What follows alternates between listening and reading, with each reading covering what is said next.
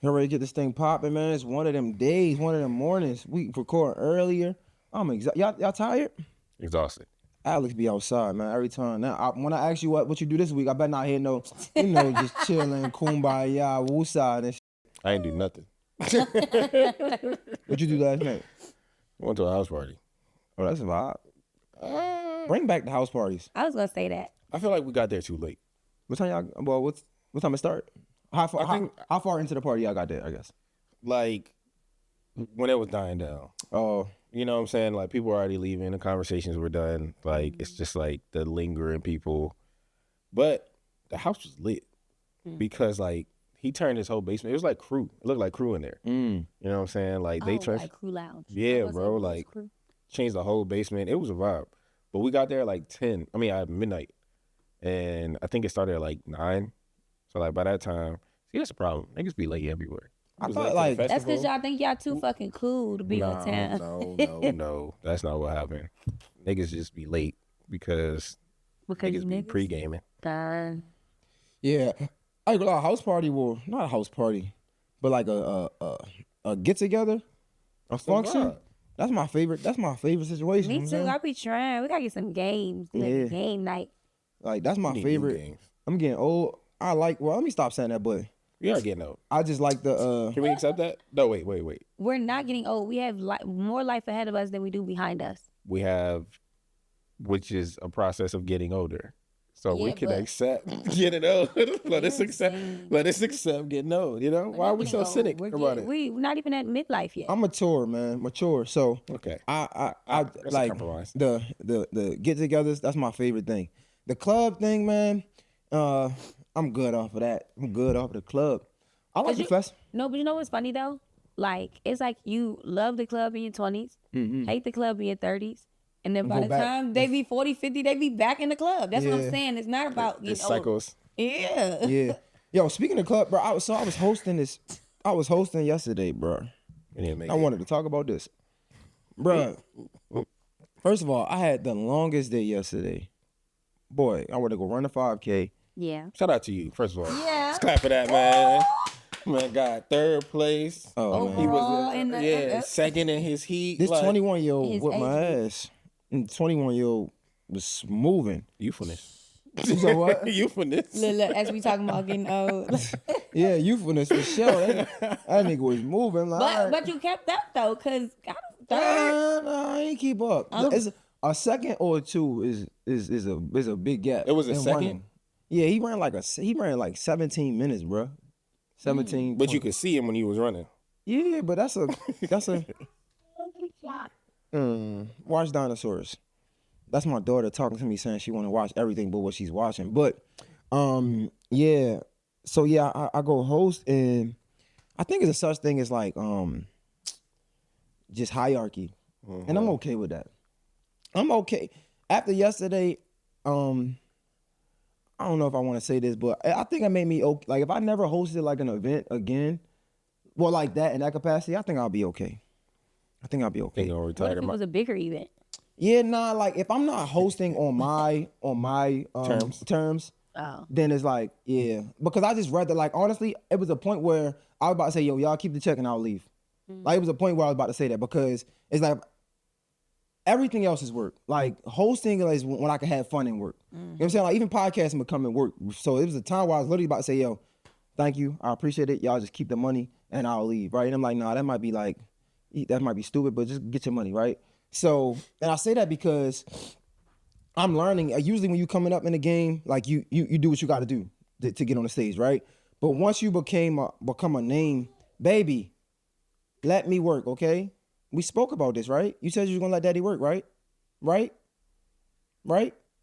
Okay. So, yeah, it was a point like, but once you get up in the game, you get some skin in the game, you can request things like DJ, right? But again, now I'm in a different city.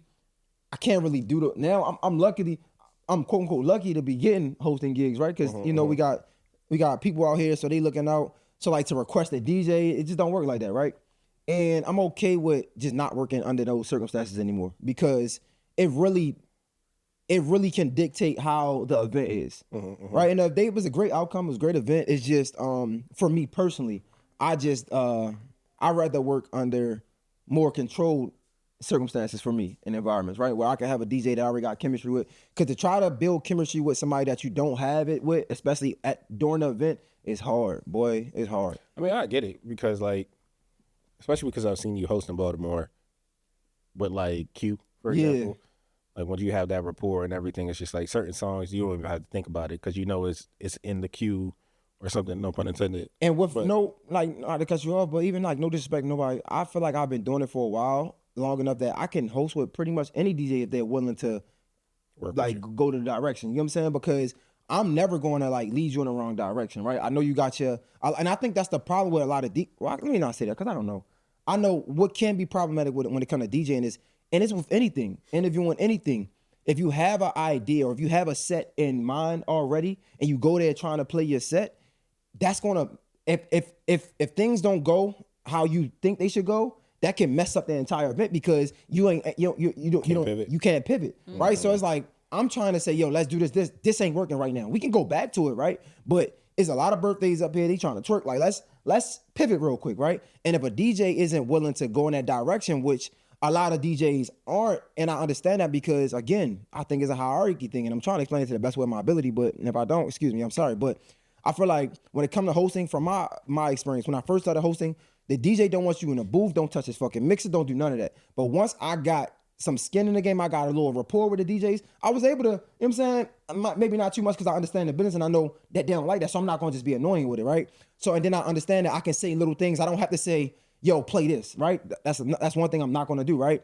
But I can say things to go in that direction for the DJ to understand, all right, we're going to go in that direction, right? Whereas though, if you have a new DJ and a new host, not new as in like just started, but new together. The chemistry not there. The chemistry not there, one. And then two, the DJ can be like, nigga, no, I got this, right? And I understand both, but it's just like, it's just something that I think when it comes to producing and production, I think I told you before, is like, I think one of the things that I don't want to admit, like publicly a lot is I think I like production or producing more than the talent aspect of it. So me having that production in my heart, I wouldn't even want to be on stage and it not be to the best, you know what I'm saying? To the best quality that it can be. So it's like, even if I'm up there, it's like, you know what? I would step down and let somebody else do it if they got better chemistry with a DJ than for me to be selfish and be up there and trying to host and get the spotlight. Yeah. It ain't worth it. Like, I think it's all about the event. And if the event ain't going well, then it don't matter who up there. Like, bro, put your ego to the side. That's how I feel. I say all that to say, but like, yesterday, I'm like, man, as dope as the event was, I was just like, yeah, like, if they never hire me again, I'd probably be okay. And like, I would love to host again. It's just like, I don't think I did that great of a job. And then, oh my God, let's talk about culture differences. Boy. Cultural differences? Yes. Between who? Diversity. So the girl, right? I was in the fresh airs. Bro, first of all, let me apologize to that girl. I ain't know, boy. We doing a dance. I ain't even gonna say who, what, no, right? We doing a dance, and she messing up the dance. I'm like, oh, you drunk? And she did not like that. I'm like, damn. I'm just joking. I don't think that's that bad. So I did ask one other girl, right? Wait, you said it on the mic? Yeah. She was like, don't ever say that, because I would never say that to you on the mic. And I'm like, in my mind, I'm like, what do you mean? Like, and you ain't mean like you really drunk. It's like you're fucking up, bro. Yeah, like you messing up a dance. It's like, bro, you drunk. I wasn't saying like you drunk, but then I asked another girl. She was like, oh no, you bugging. Like, you don't never tell no girl that. Like, now she probably second guessing herself. She probably calling her friends. She probably in the group chat like, this nigga think I'm sloppy. I'm like, I wasn't even thinking about actually being drunk. Like, I wasn't even thinking about I didn't even see you drink. I wasn't drinking. I didn't think of none of that. But the other girl was like, no, you gotta think about it, because if let's say she did have some drinks, right? Now she gonna be insecure about it. I'm like, damn. And her energy was like, she ain't say fuck you, but it was just like, nigga, fuck you. I'm like, yo, hold up. Let's fuck up the vibe. You feel me? But by the time then, that's what I was gonna ask y'all. Do y'all think, you as a music artist, I guess, once the vibe is fucked up, let's say you're in the studio, right? Mm-hmm. And somebody like turn the vibe off. Does that end the entire session, or are you able to work through that? I don't know. I don't think I've ever really been in that space. I am very lone wolfish when it comes to going to the studio. I don't have people in the studio with me. I know plenty of people coming in. They always got like 3, 4, 5 people. I do not. Let's say it's the producer though. Let's say he say something and it just turns. Producer don't need to be there either. Send me the beat. I don't think I've ever been in the studio where anybody's ever ruined anything because I really don't be in the studio with people. I might have been in the studio once with like other people where it was like the producer was like making the beat and it was really somebody else's studio session and I just kind of got in it and started writing and we recorded. But other than that, I be on my own sessions. Don't nobody come to my sessions. First of all, it's boring for other people. It seems like people hate the fact that like you listen to the same thing over and over again. For us, it's like we perfecting it. We're like, okay, I hear this. But but the only person that's come to like got brought to my studio session is my kid. And he be like, this is some bullshit. But I don't know. But I will say, I guess like performance wise, maybe like sometimes like DJs will fuck up your set. I've had situations where like I'm performing and like I know DJs will get in. So I create a track where you don't got to do nothing. Press play. Don't do nothing else. Press play and just vibe with me and I'll perform. But they be getting ahead of themselves. I've had a DJ like cut up the track. He trying to remix like, this shit. Yeah, he like, I'm ready. I record. He listened to my track and then cut up every song. And now I'm like, nigga, I had transitions. Like I was prepared. I put time in it so I can have a conversation with the crowd. Like, but he was like, oh, I stopped it. Don't worry about it. And I look back like, nigga. But I mean, you just got to, but you got to keep going. I'm like, nah, play it. Keep going. Because now I got to make him feel welcome too because I don't want him to feel bad. He already chopped up my shit. So now you got to play it. Yeah. I got to involve you. It was funny that you mentioned this because like you talk about performing. I was watching this clip of like Zeddy Wills in New York and you can see like he's building up the energy in the crowd and he's hoping that the DJ is hearing like the song that he's about to cue. So he's like, you ready? And he gives him like 4 cues. Crickets. He's looking for the song. I'm like, dang. But the whole crowd knew the song that he was teasing. So when he didn't play it, he's like, he had to tell him like on the mic, like, all right, play this joint. You know what I'm saying? And as a producer, like, you know what I'm saying? I'm looking at him like, that's bad. You know what I'm saying? First of all, you're supposed to know who the hell you got on stage with But I don't think this is like a normal DJ that works with him. I don't think he's at that point in his career where he has, like you were talking about, established that. But you know that the artist is there. I feel like once you... And was it a Zeddy Wills song though? Yeah. Okay. Yeah, I'm about to say, it's his own song, right? So I know that Zeddy Wills on his stage. I need to have every Zeddy Wills song lined up. It's like, yeah, but if he don't know probably it, not familiar with his that's music. what I'm saying. He might not know his music. What I will say though is like, even in that, like, cause I've been in spaces where I'm trying to cue and you don't understand. You could just walk down to the DJ booth, but it don't have to be. It don't obvious. Obvious. Like I would just walk to the DJ booth, like. So that's the thing. Shit. He was in the crowd. So he's in the crowd, and he's like, that's why I was like, it was a moment because he's talking to the crowd in the midst of the crowd. He gotta be like, hey DJ, hit him with that. You know what I'm saying? Or like, and I don't think so. So me, it's funny because when we talk about production, like, it's the way you do things and way you don't do things. But at the same time, I feel like the unconventional way can work. And what I mean by that is like breaking the ice. It's kind of like breaking the fourth wall or something, right? So like in that case, I'm just being transparent, right? So let's say I queue it up 4 times and you don't get it, right? I'm like, yo, y'all make some noise for my DJ. It's our first day working together. You know what I'm saying? Like, you know what I'm saying?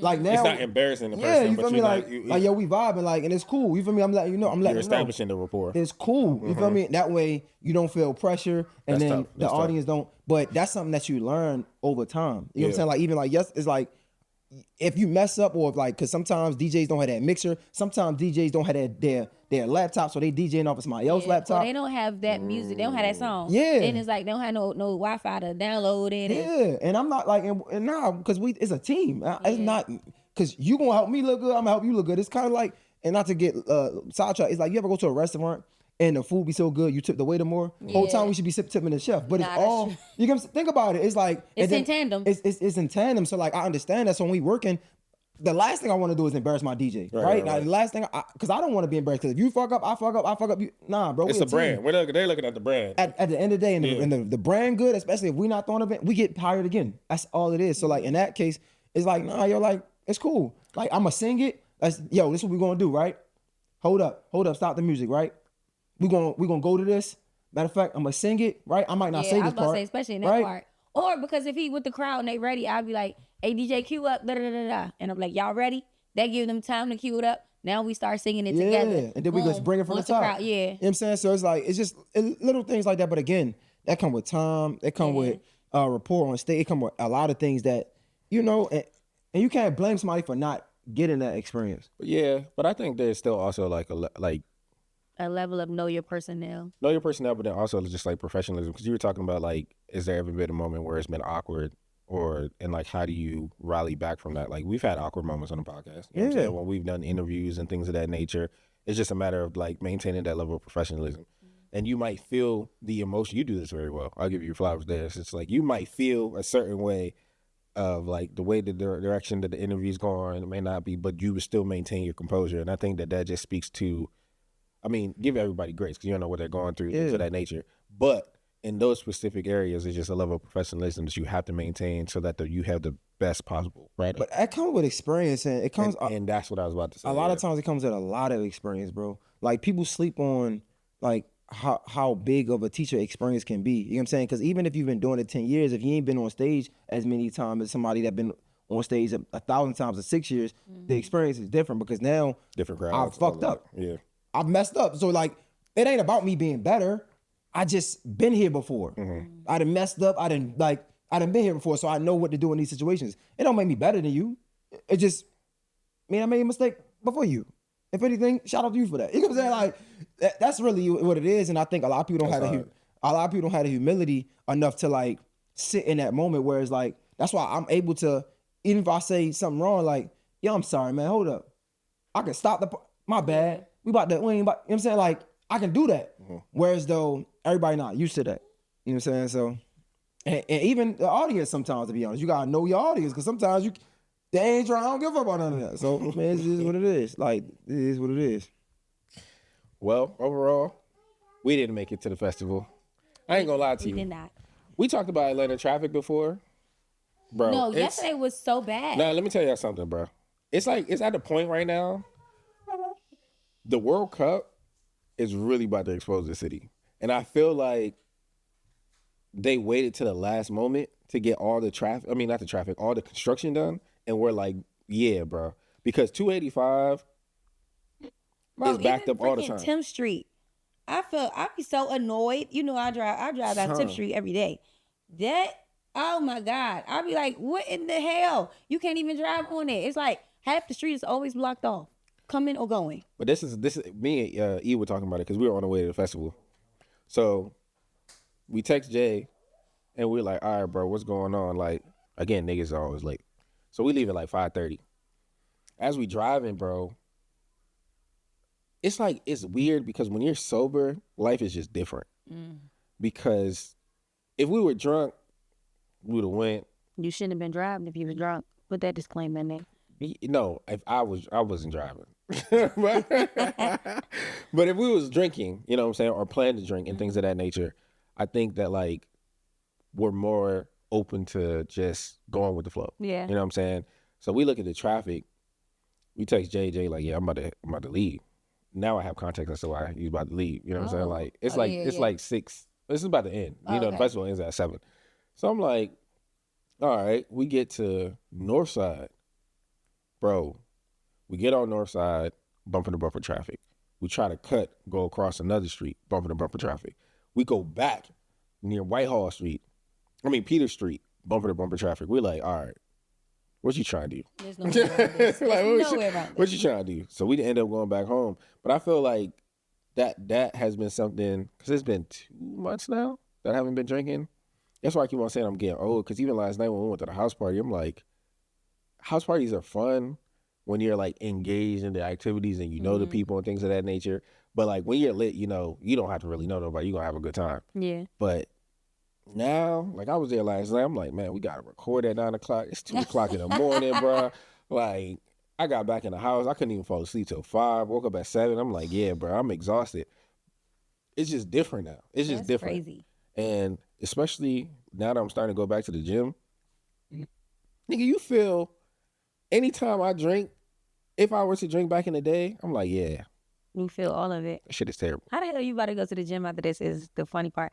I knew your ass wasn't making it to the fucking festival because first of all, you talking about when you left before me, so I'm like, all right, cool. But I went to go see the joint, so I'm like, all right. I'm thinking I had time. It was 2 o'clock. It was 2. It was 2 when we left. You left at like 1:45. So I'm thinking, I'm gonna go see the joint. I didn't think traffic was gonna be that bad. First of all, it was traffic getting there. I was at a stoplight for like 10 minutes, bro. I was like, what the hell? Traffic getting there. I'll probably get there around 2:30. That's still not bad though. Nah, I wasn't. But okay, so view the joint. We leaving to go drop Jason off. 50 minutes because of traffic. Was it 280? Was it the I don't know. I don't know the highway stuff. I don't pay attention to that. I just look at GPS. Turn right, turn left. Get there and I go to drop him off. But I already knew because I had text Jay. I'm like, I text him at like 3:30. I'm like, you already on your way? He like, yeah, but it's traffic. I'm like, yeah, I'm like, it's traffic right now. And I'm sitting here about to drop Jason off. I still got to go home and change. Bless you. And he like, yeah. I was like, I'm going on at 4. I'm like, oh, I thought you had to be there for, not you going on at 4. I'm thinking maybe you got an hour after you get there. Nah. He like, nah, I'm going at 4. I'm like, oh, well then I ain't gonna make it. I already know. So when I text you, I'm like, did you make it? You like, I'm on the way. Nigga, you're not getting in. It was cooked. I was like, Jay is on stage already. Like, that's not gonna work. I ain't gonna lie though. I was in traffic, and if I'm gonna be honest, I think LA is worse. I'm gonna tell you why. I was able to maneuver to get there by a certain time. So like I was able to, it was bad, right? But I was able to get there. And I remember, cause I haven't been to LA so much, but I remember like, it's so bad that I measure the time of traffic being bad by LA. Mm-hmm. So in LA, they'll be like, man, it took me 40 minutes to go like 5 miles or something like that. Mm-hmm. I never really heard that until I went to LA. That's how DC. That's how I know it's bad. So here I'm like, I could run 3 miles in X, Y, and Z. It took me 15 minutes to get there in 3 miles. I'm like, yo, that's crazy. But again, I was able to finesse it. I don't think it's no finesse in LA. Do you feel like it's because you know the streets though? I was going to say that. As opposed to like, but LA I still think LA is worse. But I also think that in LA, things are so spaced out. So you have to go in traffic to get to where you're going. You got like there's no, it's not like you are in this part of in this area, and then you can just go around the corner to another. Nah, it's like this is what's popping over here, and then when you go into another pop spot, you got to go over there. And going from here to there, traffic. It don't matter. You got to get on the highway. Even because I feel like they're like streets aren't that bad. Like, but you got to get on the highway to go wherever you're going to LA. Yeah, it was bad. Traffic yesterday was, man. I was saying, we haven't seen nothing yet, bro. Because the World Cup is on the way, bro. Like, you got all these people that's about to fly. I wonder when is the World Cup? This summer. You know what's worse? What? Pollen. Highland? Pollen. Oh, pollen. Bro, it's still cold outside and allergies is kicking niggas' ass. Like, I woke up yesterday. I looked in my car. I said, this shit is yellow.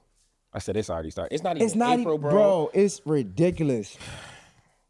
It's crazy. And it's going to be bad for the next. Who cares, bro? It's not about the blur. Last year was so bad. I remember coming outside or driving, and the streets looked like it had like a light coat of snow on it. Like green pollen. I'm like, yo, this is ridiculous. I used to think pollen was bad up north. No, not even but y'all competing. All right, so not to be the woke person. You think they manufacturing pollen? No, I don't think they manufacture pollen. But the issue is that there are different types of trees, right? And so they're like male trees, female trees, kind of. So it's like a giving tree and receiving trees. So it's like they've planted a lot of giving trees, but not a lot of receiving trees. So unfortunately, it's a lot more pollen, and it's not. You know what I'm saying? So it's like it's like not to sexualize it, but it's like niggas nutting a lot. Ain't no women. Ain't no women. So it's like niggas just nutting everywhere, and it's just not everywhere. And then I don't know if this walking around getting abused by tree male trees. I don't even. And then to make it worse, does bees have anything to do with pollen? Because I don't be seeing a lot of bees. Yes. Where the bees at? Where the bees at? Like, God. We've been killing them. Actually, they have a whole organization called like Save the Bees because we've been killing them. We be scared. Everybody swatting and killing bees. Stop killing bees. It is bad for the environment. Clearly, because I don't be seeing bees in this pile. That's why I be telling people like, don't kill it. Please leave the bee alone. It's necessary. Where the bees Bee allergies though? My sisters are allergic. My sister and my brother are allergic to bees, bro. Oh no. They be bad. What? Bro. How do you be allergic to a bee? Like, what happens? Bro, I will never forget because, God forgive me, because I really was like, I was only 7 and I didn't know that it was serious. So my sister gets stung by a bee and I'm with her.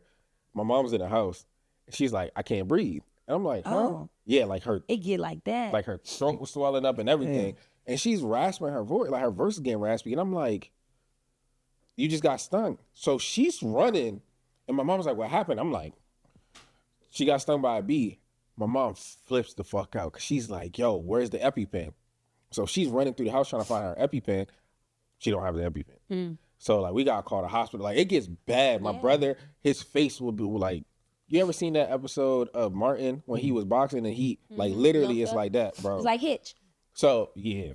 So it's like that, but so I can understand certain people, if you don't know if you're allergic, it could get that dangerous. You know I'm allergic to damn near everything, but I am not allergic to bees. Nah, bees. I was on the beach one time and a fucking bee stung me and I was like, bitch. So I went and got in the water. And then I came back and the motherfucker stung me again. It's so weird how allergies work though. Like, because it's just like a mutation at the end of the day. Because it's not hereditary or nothing like that. It can be. It can be? Yeah, my father. Oh, okay. I say it passes down. It depends. I say my father is allergic to seafood, and this is random, but he dated somebody who ended up having a kid, but she was saying that the kid is somebody else's until the girl grew up and she became allergic to seafood, and then she called my dad and was like, "Oh, maybe this is your kid." That's a crazy way to find out that's your kid, right? But for me, yeah, I'm allergic to shellfish, so it can be hereditary, and it depends. Like sometimes you can develop it later in life. Like I didn't develop mine until like my senior year in high school.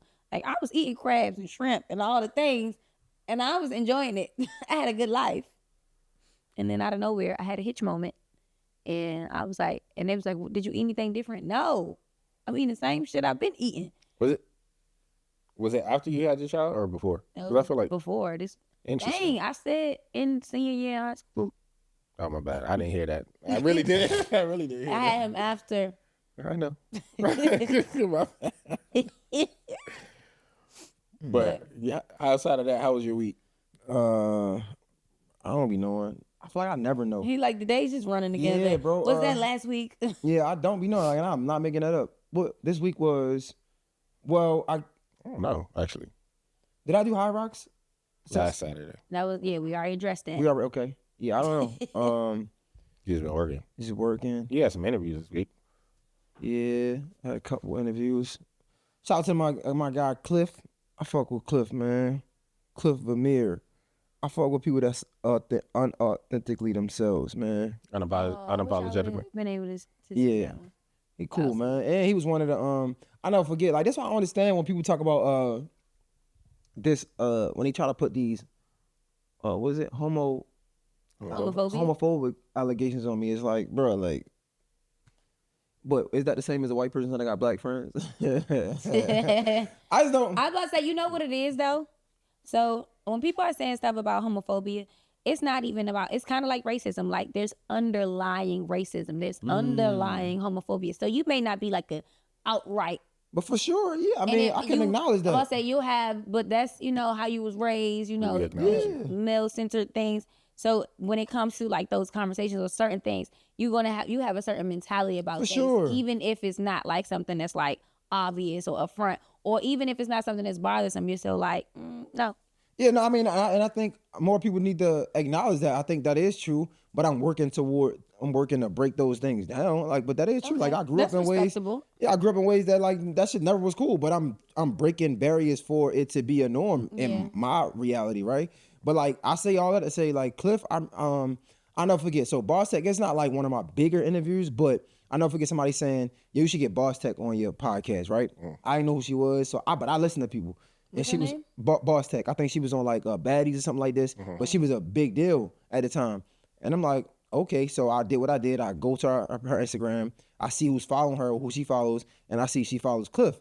And I'm like, yo, bro, somebody told me about this girl, Boss Tech. I want to have her on my podcast. And the nigga DM'd her. I got in contact with her the same day. Nigga, I don't give a fuck if you white, purple, yellow, pink, that's gay, love, straight. Bro. You know what I'm saying? Like, niggas don't, like, niggas be, and I don't even think he followed her. You know what I'm saying? Like, niggas be holding their, they be really trying to gatekeep relationships and shit like that. And this nigga sent it out the same day. That's mad love. Nigga, I don't give a fuck what you do. Like, was he one of their first interviews when you came to her? Yeah, I guess. I don't want to say first, but yeah, he was because I was in the small studio. Okay. And another thing that I love about him is the fact that, like, so I think we all as men have like these homophobia ways, underlying tones, right? Because even talking to him, it's things that he wouldn't do with his kid. Like, he don't want a son because of his lifestyle, and I'm like, I understand that, but that could be homophobia, I guess. Yeah. He was saying he was saying how, like, because he don't call himself a girl. Yeah. Like, and that's another thing I fuck with. He was saying he don't want to be like kissing in front of his kids. You know what I'm saying? Like, he has a lot of traditional like mentality, mentality when it comes to how he approach it. And I just thought it was interesting because, like, it shows that you can be who you are, right, and still not want to like promote that. And I even asked him. I said, well, I've been doing more research, and I'm hearing that, like, you can't what is it? You can't convince somebody or persuade somebody to be gay. So you think about it, like, yeah, I don't think so because I wasn't, but I just still, again, it's just that core mentality, right? Like, how he was raised. Yes, it's like, I don't. He was like, nah, I don't think you can, but I still don't want my kids watching cartoons with LGBT. Like, you know what I'm saying? Like, it's like, I respect it. He's like, I respect it, but I don't think it should be promoted like that. And I think, and I might be misworded a little bit, but basically that's the gist of it. I was like, nah. I think that's a disconnect for a lot of people. I think a lot of people think that because they put LGBTQ stuff in cartoons that they're promoting it. And I honestly don't think that they're promoting it. I think that, and this is why the gay community gets to get away with saying, like, we're the new black people. Mm-hmm. Because a lot of things do correlate. Mm-hmm. Because the same thing, when it was Hollywood was only whitewashed.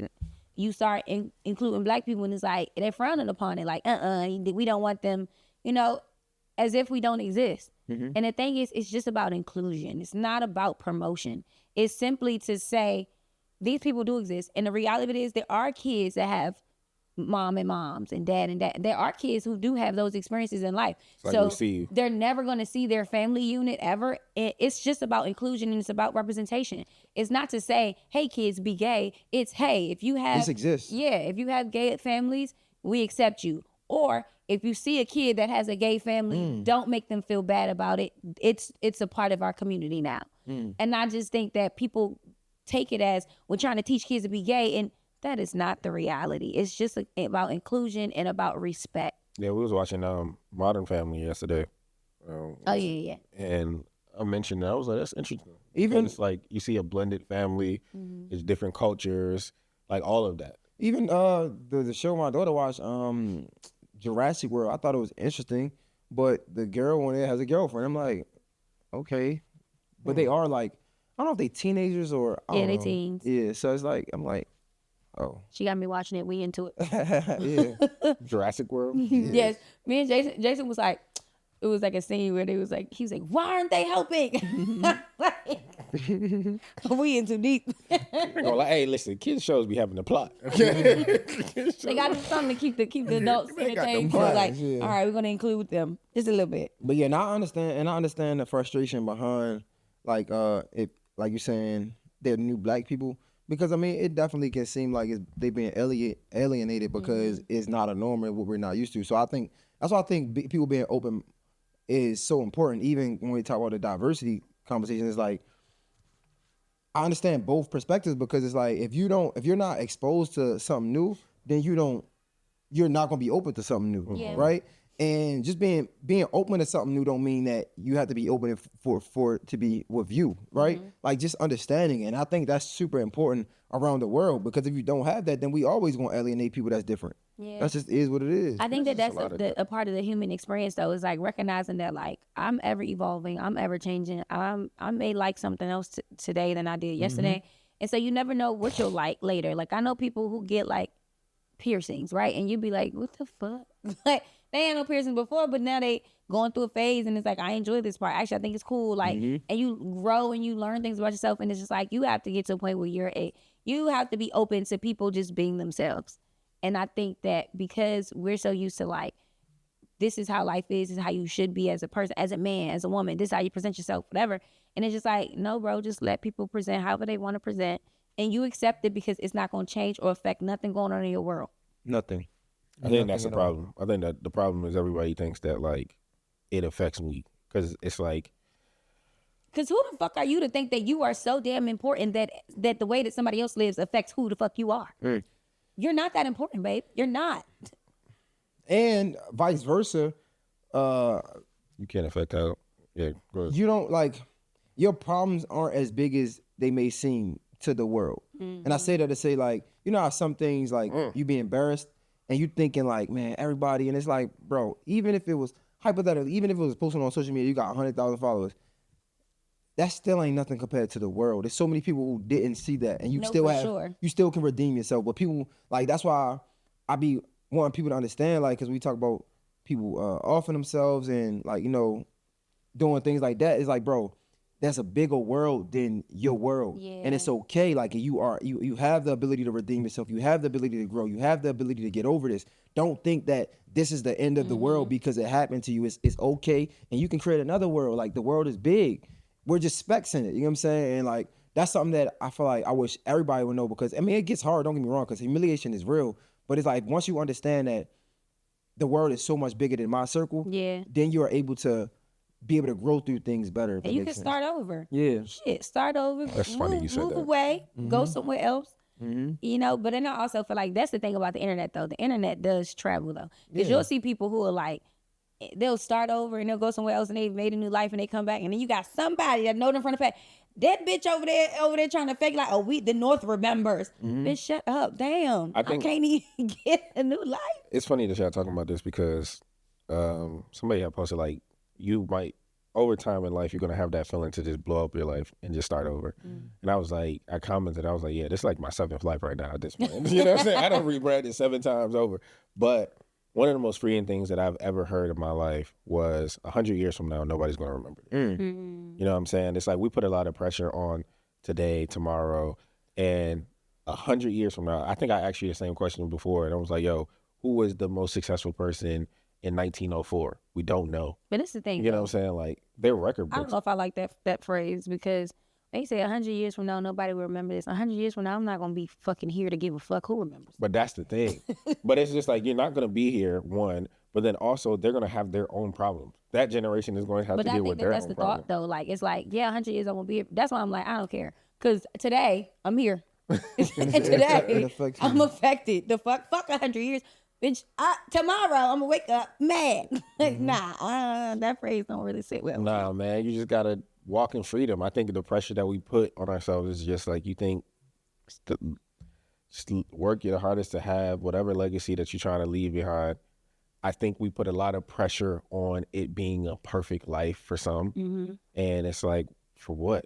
By whose standards? And that's why I say I feel like we don't operate in freedom. It's not even perfect. I think we operate in all our spaces to be most comfortable to us. And I say comfortable because I think everybody has to understand that nothing is going to be perfect. But what happened is once it get uncomfortable, that's when niggas start to get anxiety. It's like, bro, this is a part of it not being perfect. Like if you know it's not going to be perfect, then you understand that it's going to be, sometimes it's going to be uncomfortable. But as soon as a nigga get uncomfortable, that's why I say is I hate, like, the moment I'm done having fun with it. The moment I'm done having fun with it, I'm done with it. Some shit like that. It's like, okay, you that's not like, life. That's not reality. That's not reality, but it's like, whatever. That means you're gonna be hop, skipping, and jumping from everything. Yeah. Nothing is ever gonna be fun all the time. Yeah, like Somebody say something crazy. I got in my my lips chapped. Damn, I had 40 minutes in. Damn. That just started happening. You keep licking them, they keep drying up. Me and my shorty had our first argument. Okay. Wow. And I do not want to be dismissive, but it might sound a little dismissive. Good thing you don't listen to the pod. But, bro, she was upset because she had got me some food because I was had to run or whatever. but I wasn't able to eat the food. And I think it's the second time a similar situation happened like this. You wasted it. Yeah. You do that a lot. And I was like, so she was upset. She was really upset. And I'm like, my bad, I apologize, whatever. But she was yelling. Bacon, egg, and cheese sandwich. It was that. That was the first time. But the second time was something else. So she was yelling and shit. And I'm like, my bad. So the next day she was like, she wanted to like revisit the conversation, like, how you feel about yesterday? And in my mind, I'm like, I ain't gonna lie to you. I think you so used to like. I said that boy done been through some things. That boy been through some things. That one shit. You was a little gnat yesterday. You thought you was a wasp. I'm like, I wasn't even. She's like, cause we don't argue at all, and it's just like I'm like, thank you. I'm like, yo, my bad, bro, man. That's the way it makes the argument. Nah, that's growth though. But at least y'all finally had one. Cause Jay sure be like, this so peaceful. I ain't never had a. I feel like it was no argument. I ain't gonna lie to you. I feel like it wasn't. How do you come back from your first argument? She said. She caught that. Watch your words, nigga. She on the way. Yeah, I don't think. About. Yeah, I just don't. Did I want to be understood? Yeah, but did I understand? I think if we can have the same. Me and Janae was talking about how love is like knowing that you'll do anything for somebody, but also them not letting you do anything for them. I think it's the same way. If we could want to understand the other side more than we want to be understood, I think that could create a lot more healthy relationships. Mm-hmm. So like in the moment, did I want to be understood? Because it's like, yo, I had a really hard workout, right? And I didn't want to do the workout by myself because it was hard, and I know I wasn't gonna be able to push myself like that. So by the time I got to the track, they had already did that warm up, but I didn't eat all day. Again, I don't be eating. Mm-hmm. So I'm like, yo, I'm thinking about to do a warm up. I'm like, yo, can you just give me a banana and a chicken breast if you can? She did, but when she got back, they was starting the workout. And again, I didn't want to do the workout by myself because if I would have did my warm up, then they would have been already ahead of me. So I'm like, I'm gonna just do the workout with them, and I didn't get a chance to eat because I was gonna eat like during the warm up, whatever. So I'm like, I wanted her to understand that, but at the same time, felt like you should have been proactive because realistically, you could calculate that I'm not gonna get here in time. Listen, I'm running late. So I'm hungry. I'm not able to stop. You feel me? So I'm like, yo, you drop me off. Can you just go grab something for me real quick? You know what I'm saying? So, and then she wanted a piece too. So I'm like, yo, just take it. She's like, no, you keep it, and I'll just get it when you're done. So I understand her being frustrated. I said to say like, I understood her frustration more than I wanted to be understood in the moment because it just wasn't that big of a deal for me. So if it's that big of a deal for you, then I understand that because I'll probably be irritated if I go, especially if the second time. It's like, bro, like it's not even about the money. It wasn't a lot, but it's like, bro, I'm going on my way and you want to eat this shit. Cool. We had our first argument too. Oh, shit. Yeah, I blew up too. You blew up? Yeah, I blew up. Well, at least Mercury and Gatorade, bro. At least what I felt like was a blow up in that space. But it wasn't like, it wasn't a big argument either. Saying, I feel like when you communicate well with a person, it really don't be that bad. Like, I was mad and I was like, are you dumb? And we talked about it and he was just like, you're right. And then by the time, long story, but you can't even get the words out. What the hell going on? No. I just don't want to make the story super long, but to shorten it, basically, he's supposed to be meeting my peoples. And it was just like, all right, this weekend is dedicated to that. But then it was like, his people was there. So he was excited because his people were like, oh, we doing this. So he trying to do everything with his peoples. And I'm like, excuse me. That's not what this weekend was. Mm-hmm. And he just wasn't getting it. I tried to say it nicely, like, so listen, you know. And then his peoples was still interjecting, like, oh, yeah, we this and that. And he like, okay, so we could do. And I said, let me tell you something. You got me fucked up. And he was like, what? I'm like, that's not what this weekend was. I just said this to you 10 minutes ago, 5 minutes before that. What's not clicking? And he like, well, I just thought that I know what you thought, but you didn't prioritize what the priority was. So therefore, you're not thinking clearly. So let me redirect you. And so he like, Okay. So I'm like, this is what it is. This is what it's supposed to be. So this was going to happen. And he like, all right, you got it. So by the time we get to the next spot with our people, I'm like, I got somewhat of an attitude, but I'm like trying to calm down because now my people, you know, and they like, what's wrong? And he immediately starts talking because he's like, no, we ain't doing that. She's mad because, and I understand, my bad. I apologize. We good. We on track. He like, we ain't even gonna go to this again. It's cool. It's a wrap. I'm like, all right. I think my thing That's is accountable. No, for sure. He's super accountable. With men is really just the disrespect aspect of it. Because I feel like some men, I'm trying to be careful with my words, but I'm like, especially like with men that play sports, right? I feel like sometimes you need a little stern voice. You know what I'm saying? Because it's like that's what gets you in shape. Yeah, that's what you're used to. So it's like, I'm not mad at that as long as you don't disrespect me. Like if you like, yo, bro, like you fucking up, like, oh shit, my bad. You right, come on. You know what I'm saying? Like, cool, I'm all right with that. You know what I'm saying? As long as you don't disrespect me, so it's like, yeah, I don't see no issue. And then I don't know these cancers, bro. she was crying and shit. I'm like, oh, because you probably exhausted of it because you do it a lot, actually. And she probably just like, I can't continue.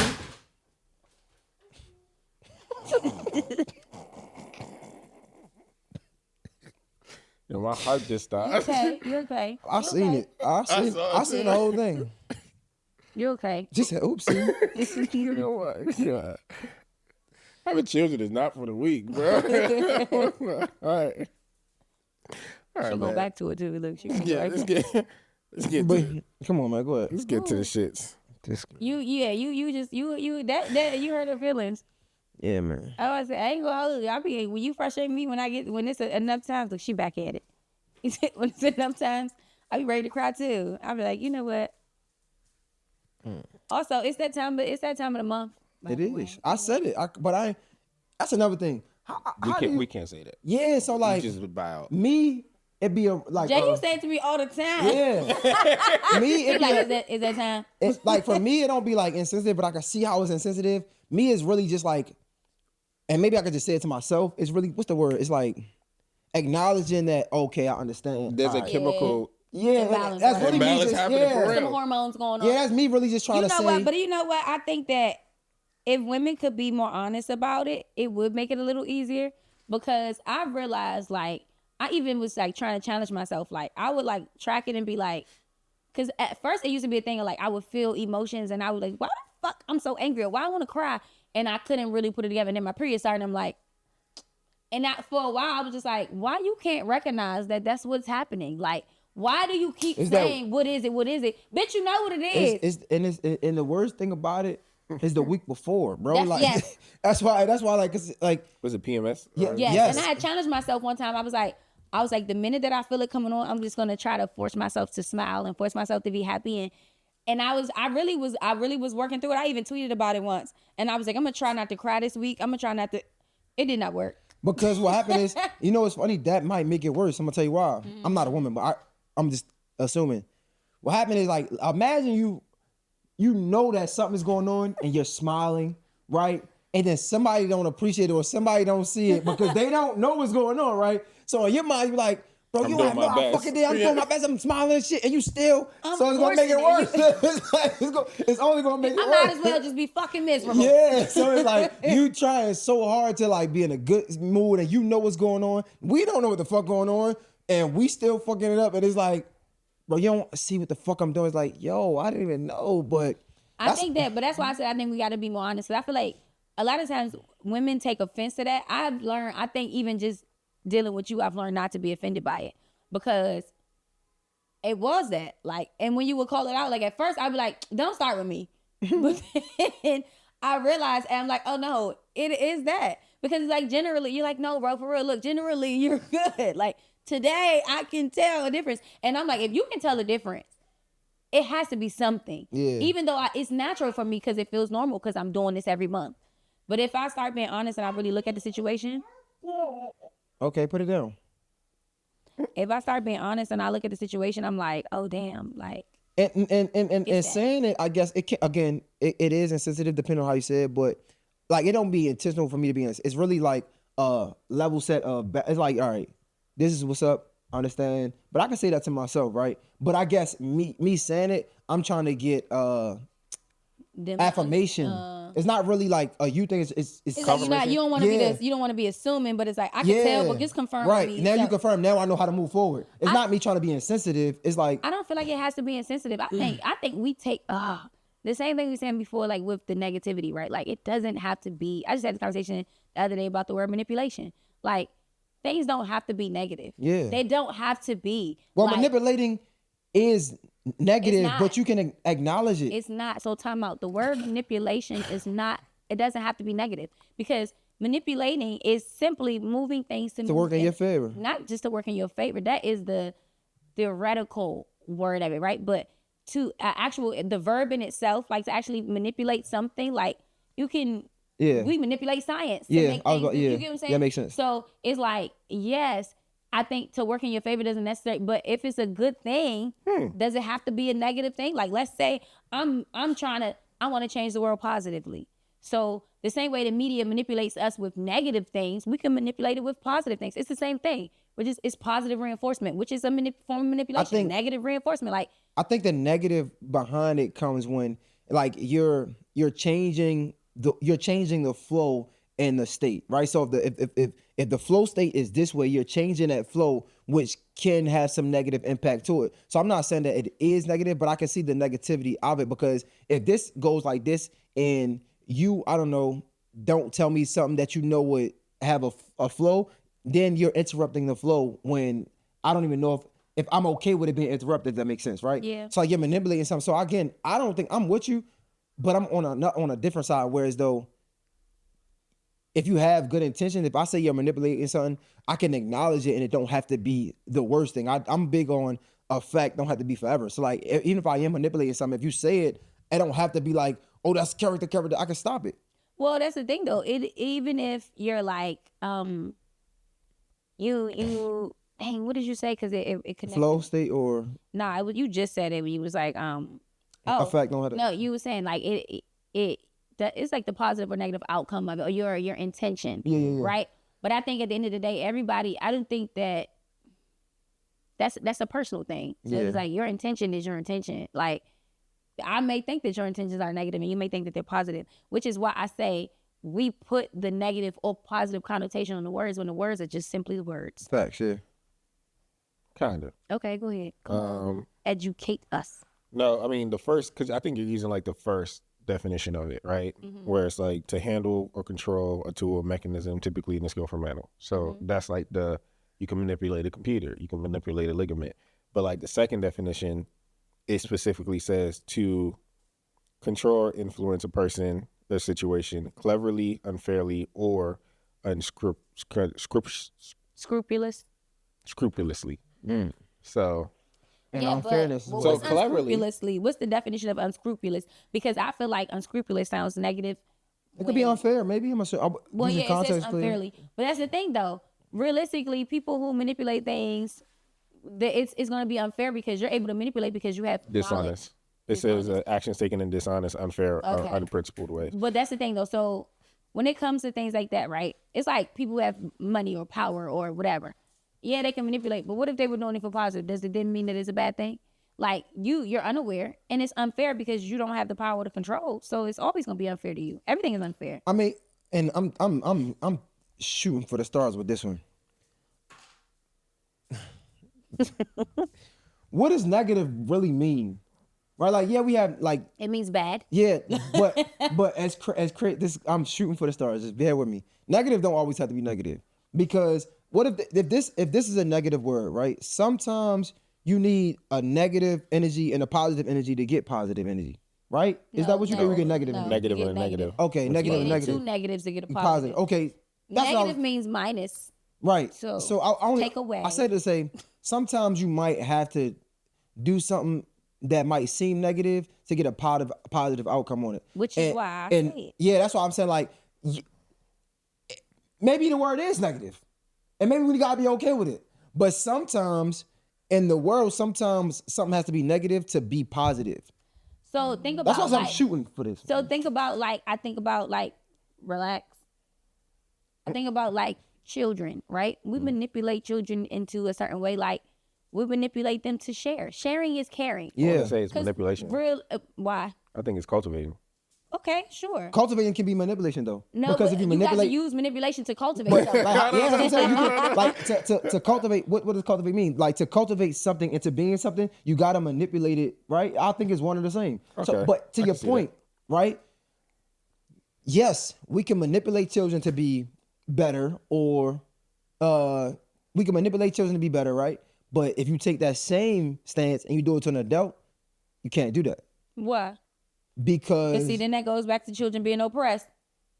But I mean, that's the truth though. But that's the fact of the matter, that they are oppressed. But why can't you do it to an adult? It doesn't feel good. No, it doesn't feel good. It don't feel good to kids either. Listen, like that's why I said we teach them sharing is caring, right? The reality of it is mine. It feels good to have my own shit. The minute you start making me share, like I feel like I don't want to give up my things. It doesn't feel good to me, but you're teaching me to be a better person. So now you're cultivating this sharing mentality, and I start to, but if you do that as an adult and you're like, just like billionaires, we saying like, y'all niggas is greedy, share the wealth. No. But it's not up for us to tell an adult how they should or shouldn't act. They're an adult. And it's up to us to be okay or not okay with how they act. We say that, but that's why there are laws, because there are crimes. We do tell people how to act all the damn time. You cannot act like that. Yeah, I think you can't do that. I feel like you're having a conversation about like libertarianism, and I think it's just like, as long as I'm not affecting somebody, I should be able to do whatever I want. Right? Is what some people think. But we have seen through the course of history that doesn't necessarily work, because interests are always going to run up against each other. And whether you think that it's like, I'm gonna go 100 miles an hour down this highway, and as long as I'm not getting in anybody's way, I should be fine. Until you get into somebody's way, and now it's a fatal crash. You know, so like it's beautiful in theory, you know, because it's true freedom, quote unquote. But at the end of the day, what you often find is just like lives just collide. Yeah. You know what I'm saying? The difference of lives just collide. So we going with manipulation is negative or what? Manipulation is manipulation. We manipulating the word right now. I'm just saying, I think we put a lot of negative connotations on a lot of words. And I feel like that, maybe it's propaganda, I don't know. But I just feel like everything don't have to be there. You want to know what's manipulation? What? Saying I got blacker. Now how you do that? Now how you bring that in? That's manipulation. I got blacker? Yeah. How you get blacker? We're on a new album. Oh, what? I'm talking about Jack Harlow. I think I caught it. I think that's manipulation. He said he got blacker because of his album or on his album? I think it was like the inspiration. I don't understand. I'm about to play the clip. I wish Jamila was here for this part. Oh, I'm not good enough. I'm playing. You? He said, well, no. Respectfully. No. I'm saying, no. You starting some shit too, man. I ain't starting the damn thing. Go ahead. You the one that what she say last week? Undercover cool. That was great. That was in the comments. That was good. I'm sorry. It just came with it. No, I think that was good. I'm all for that. I'm content. Tell me you be starting shit. No, so with this thing, I'm gonna say I know where we're going with it, but I want to understand I want to know what was said, because I definitely, you know, to me, to be black and to be woke in America is be angry all the time. I just don't be understanding them. Because you ain't woke. Yeah, maybe that's it. You be napping. You get up sometimes. Yeah, you right. I'm not. I play what he said on the podcast. Are afforded more freedom to change their genre. True or false? I'm going to think about that. Who was more important, white people? To Joe's question, but also then talk about what I feel is like the radical twist of what you have chosen. Well, I'll piggyback off what John's saying. John's saying you didn't retreat into a whiter genre. In fact, you arguably went deeper into I got black music. Yeah. Deeper into blackness. So was that conscious? Was that a little twist on the typical move that white rappers make, which is to retreat back into traditionally white sounds? It certainly made what I already wanted to do even more appealing. Absolutely. Because you like pushing that boundary, that line? Even the way he was talking to I you. love black music. I love the sound of black music. I love the sound of black music. Yeah. And of course, I'm hyper aware of the politics of today, that safer landing spot that a lot of my white contemporaries have found. And of course, it appealed to me to do something that I felt like at a time when there's plenty of people expecting me to take some of the routes I take. Yep. To take the route that not only might not be expected, but is also the one I genuinely want to take. So all the stars aligned in that way for me, to be honest. I'm not going to pretend like what you're talking about, I was like, I guess you're right. I knew that there were multiple things appealing about this route, but I also came to the decision, I'm proud to say, off of what feels good in my ear. Realistically, I don't think that to me, it doesn't sound like he was saying he specifically got black. He was trying to based on the question I was asking. Right. He was trying to answer his question or trying to confirm what he was saying. Yeah. Basically what he was saying was instead of going into a whiter lane, you went I went into a blacker lane. Yeah. Is what he was saying. He wasn't saying him specifically like he got blacker. I feel like sometimes we do be looking for shit to be mad about, or, and I get it because a part of it is like they had the same moment with like Ariana Grande where they was like, her album was very R&B-ish and some years ago, and it was like, y'all could have gave these songs to, cause she ain't write them. Like y'all could have gave these songs to a black artist and had so people, it's the cultural appropriation situation where people feel like the same opportunities that y'all give white people, y'all could give the black people and let them grow and flourish too, but y'all keep giving them to white people. And so I think that's what people are probably in an uproar about, but he ain't say it in that way, in my opinion. I think it's, boy, ain't gonna drag me for this one. We gotta hold ourselves to the same standard, because it's just like, even though we know that black people had a very key role in country music, we celebrated Beyonce's album.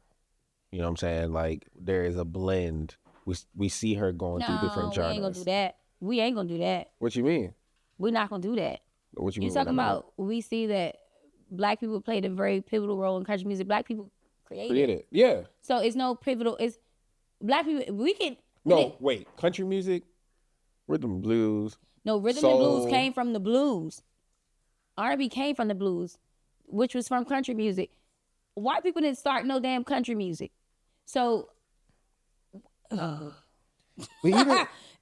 so it's like honestly, there are very minor genres that white people got. What was you gonna say? What are they? Actually, I don't know them, but because I don't listen to them. That's why I say it's tough. Grassroots, what is it? Bluegrass, yeah, and all that. But that's a different type of country music. So that was their lane. The country music that you see today was that. Why a lot of country songs is breakup songs. They're blues songs. That's what country music is. And it's banjo music. All of those things, those are instruments that black people created and had. So when we look at the fact that they've overtaken that genre, sure, we let them have it. So to be mad that now a black person comes to infiltrate it again and they're like, oh no, we're going to come back to our roots. That's unfair. You can't be mad that we started it. We can come back to it whenever we want to. Just because you've taken over doesn't mean that. That's just how I feel. I feel like it's different for us. It's like, and I think it's even worse because it's like, this is a newer genre kind of for music, right? And so it's like when we started it, and now it's like people are now can speak out on racism at this time. At that time, when it was taken from us, there wasn't much you could do about it. But now we got rights. So this our shit. No, you can't have it. So now people feel a way like, nah, bro, y'all not taking this too. Y'all can't have it. I feel like, so the point that I was trying to make there was not necessarily about the taking or anything, but it's just more so of the celebration of it, right? Where we get upset with not Jack Harlow, what's his name? Post Malone rap. Where it's like, you blackface, you basically play blackface as a rapper to really establish your career, where this is always what you wanted. Where it's like on this side, he's saying, again, in the clip, that's the conventional route, but I'm going deeper into the culture. Yeah. So I feel like it's like a double-edged sword, because we get upset when you see a Post Malone. It's like, okay, you use this as a stepping stool, but then now it's like you are digging deeper into the culture, and it's like, all right, you're showing that you're a true fan of the craft. Yeah. So that's kind of like the direction I was going, where it's like, okay, you see on the one side, people jump through different genres. Like that's what they do. You see Beyonce doing it and trying it. Our white counterparts have done that. They have stolen some genres, right, and made it their own. But I feel like in this respect, with what he's saying, because initially when I heard it, I'm like, it's I got blacker, just it's cringe. Yeah. Because it's like, what does that mean? You know what I'm saying? Like, what does that? Y'all wasn't listening to the what does that mean? He's right. Talking about the music, not himself. But it was a question that was asked to him by two white counterparts. You know, because again, from their community, that probably is what is expected. It's like, okay, you do this, you become a global pop star, you start making more mainstream, quote unquote, hits, mainstream. So to see this, I kind of was like, just listening to it again, I'm like, this is a different perspective. And I hope that he maintains this journey. But art is subjective. Yeah. So you have the room, and that's the part that I kind of wrestle with, is like, you're an artist yourself. Do you want to be a one-trick pony? The same reason why we love him, the same reason why we hate him, because people call Drake a culture vulture. Why? Because he tried so many different genres. But on the other side, I hate to keep on saying her name, Beyonce has done multitude of different genres. So I don't know. It's a tough conversation to have. I think, the reality for the way that I see it is, like, especially like you said, I think we look for stuff to be upset about, for sure. But then also, it's like, you're going to be scrutinized for whatever you do. You do something, somebody's going to judge you, and that's what it is. I think also it comes like, people realize like they don't want to be in a box. What happened a lot in the music industry, and this is how I felt like people, what they always preach, and this as a music artist, something that I've been told is like, they're like, what's your brand? What's your lane? What's your genre? And what happens is you'll have people make music and they always making this song, this type of music. And yes, it creates a niche. But then once you get in that niche, people complain like, you make the same shit over. All your songs sound the same. They did that to Da Baby, Lil That's Baby, the first name that came into my mind. They always make, but that's their genre, that's their lane. That's what everybody is pigeonholed them to do. But then it's like, when you try to do something else, they're overly critical. Nah, bro, go back to that. That shit is ass. Huh? But then it's like, for people like myself who is versatile, who has different lanes and has different styles of music, it's a gift and a curse, because a part of it is I'm not niched. So I don't find like just one, I don't have one crowd that follows me everywhere, right? I have small specks of crowds. But then also it's a gift because I'm able to work in different areas and do different shows, different events, because I got a song for that, I got a song for that, I got a song for that, and I can build that. But again, it's hard, but I think the way that I see it, I hear with him, like him saying like, I love the music though. It's funny though, because honestly, I don't even feel like his music is that black, in my opinion. It sounds very vanilla. Like, I think about the Whips and Chains song. I love the song, but what black person would ever sing that? Would rap that? I don't know no nigga that's gonna be, I don't like no whips and chains, you can turn me down. When I think of this, bro, I think it's a nuanced conversation, and I think as I'm listening, I think it's just a selfish mentality that we all have. I feel like as individuals, okay, wait for me, okay. I feel like as individuals we are selfish, and that's every race. And to be honest, and I say that to go to your point. As an individual, I want all the accolades that I create and some. But also, so what I mean by that is I want to be celebrated for R&B and I want to be able to branch out and do country or whatever you say I can do, right? But on the other side, it's like I want mine to be mine, and no, I want nobody to be able to infiltrate in my space. So when I hear it, it's like it sounds about right. It's like we want Beyonce to be able to flourish in R&B and go to different genres if they stole it from us or not. Shit, if even if it wasn't country music, it could be rock and roll. Well, we think that's the next album, right? It could be rock and roll. We still going to champion her for it because one of our people did something that they said she couldn't do. One of our people did something that is so different than us, and she was able to break through. But if somebody would do that to us, it's like, oh nah, and that's because again, I think it's systemic racism. It's because it ain't selfish. Don't say selfish. Selfish. But I mean, I say selfish because that's white people, it's semantics. Like white people, it's like, yeah, I want mine to be mine, and I want to have some of yours. Well, I don't think so, and that's the thing though. I think for us, it's because we've had such a long-standing history of oppression. So because of that, we've had we've never gotten our just due. Yeah. And I think that's it's why like we finally getting our just due. Let us have it. Yes.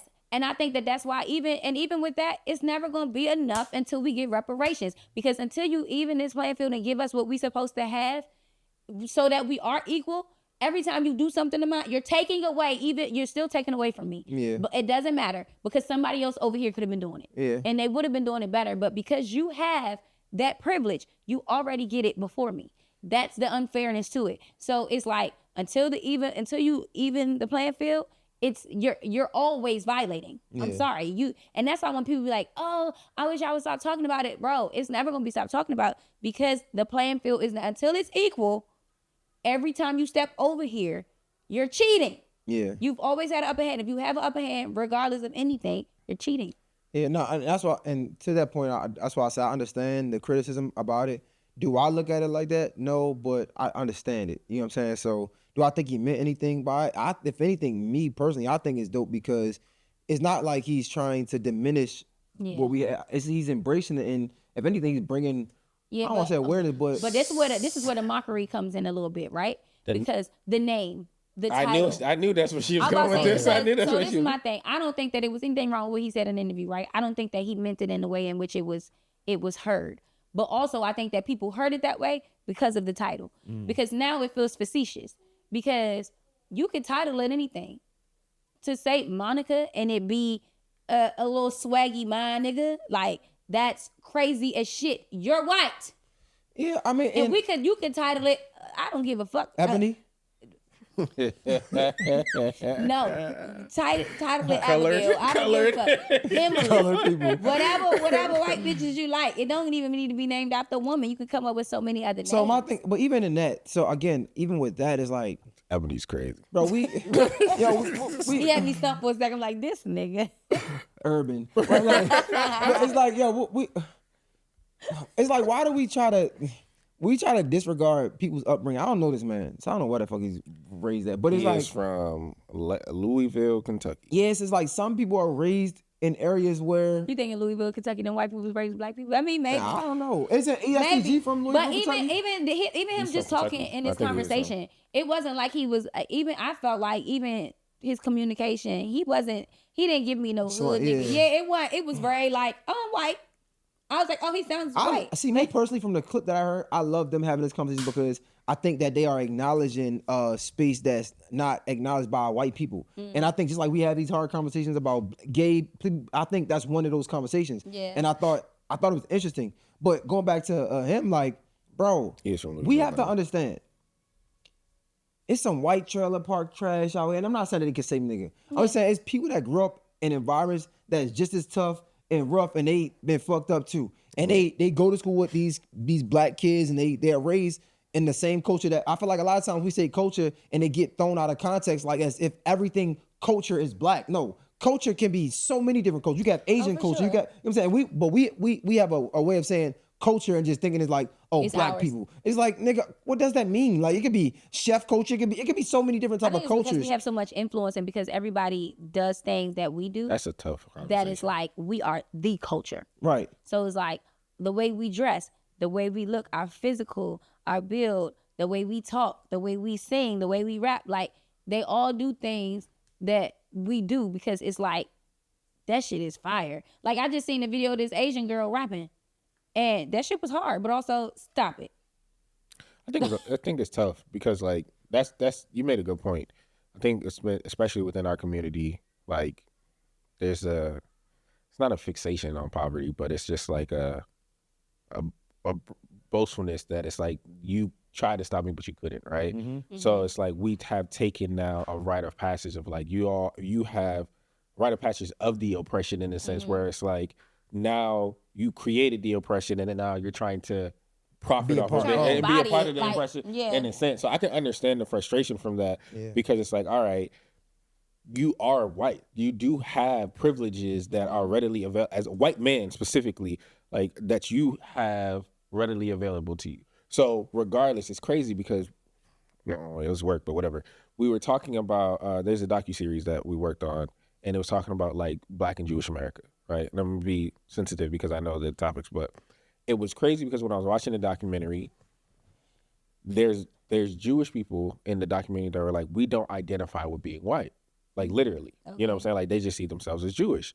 But it was tough because you can see the disconnect where they genuinely felt like we relate more to you, the Black community, than the white community. You know what I'm saying? Because of the oppression that we've gone through. But like what you saw that was expressed through the documentary that really landed was, regardless of how you feel, what you relate to, when you walk down the street, when I walk down the street, the level of hate that you're going to feel versus the level of hate that I will, like you pass, where I can't change anything about my outward appearance. People won't know your religion unless you ask them. But people from a mile away can see know I'm Black. And know that I'm Black. So it's tough because like when we think about this conversation, and that's why it is dope that they're talking about it, you kind of see that dynamic. So I can definitely understand why it's frustrated, but I like Monica. I feel like it's creative. I think yeah, like bro, okay, cool. it's provocative. Respectful. It's provocative. It's like, yo, you know what? Respectful. I can't say nigga, so I'm gonna say Monica. It's like, cool. Like it's better than him saying my nigga than everybody going. And then he gonna be. It's white people out there who argue they can say my nigga. They argue they can say nigga because they think they Black. They grew up around it. So this is like, you know what? I understand that I can't say nigga. I understand that I'm not Black. I respect it. So I'm gonna have a witty way of addressing it. No, it's like Monica. Theo Monica. Vaughn. You ever see Theo Vaughn show? No. You ever heard of him? He's a white comedian. Drewski, what? You seen him? No. But Monica. him and Drewski did a show. See, you before. fucking saying you be taking naps. Fuck wrong with you. Bro. You don't need to. I mean, you cannot tell me it's a clever way of no. We That's left why I this say light it's on the whole facetious. time. Because then it's like, brother, ugh. We left this light on the whole time. But anyway, This light on? it is facetious, but Turn it off now. it is facetious, but it's like, it's clever. Like, it's like, bro, he ain't hurt nobody. It would be clever for a Black person because nobody is gonna we don't say my nigga as a title for nothing. Even niggas in Paris was in Paris. You know what I'm saying? We don't even say that.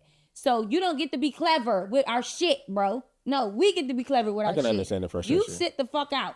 Name it something else. I'm sorry. I don't think that that's cute. I don't think it's funny either. I think it's distasteful. I can understand the distastefulness. Again, like I understand the nuance of this conversation. It is a very nuanced conversation. Cause then it starts to feel like you trying too hard, like you really trying to be a part of. You really want to, and you already in the door. So why do you have to do that? Like I think you could be the white boy in the Black world. You can be. But we had a very. It's funny because he was talking about like. He used the term like trailer trash and things of that nature, right? He said that about what? Like you have some people that grew up in very impoverished areas. And I think of people like Eminem and what they had to go through, what he had to go through, where it's clear, you know what I'm saying, when he had the talent. And it's tough because I want to have that defense for you. Yeah. And say, like, if you have the talent and you are qualified, you should be able to be in this lane. But on the other side, I just know my people are people that are qualified, that have the talent, and they're not able to break through because the gatekeepers of the respected industries, whatever it may be finance, it may be music, it may be entertainment, whatever, just don't look like us. Yeah. And that also goes back, like I said, when we were talking about that documentary where it was talking about like Black and Jewish communities was something that really landed in my mind where I was just like, dang, y'all got the C-suite offices and we had to eat at separate tables, you know? And I didn't know, I mean, I had an idea about it, but I didn't know that some of the founding members of the NAACP were Jewish. I didn't know that some of the founding members of like all of these major organizations were, because they did stand, you know what I'm saying, in solidarity, right? But again, and they had a key role in helping mobilize and all of that. But it just was that foundational aspect of, even if you're walking with us, you still not going. When you go left and when you go right, they might follow us. They not, yeah. And I think that's even sad. like you mentioned like Eminem, right? And I feel like the one thing you know what I love about Eminem music? It's white. It's still white. It's very fucking white. Yeah, it's white. Like nobody is talking about killing their mom. Nobody like I enjoy, like he has the skill and like the flow and all, and I'm like I fuck with it.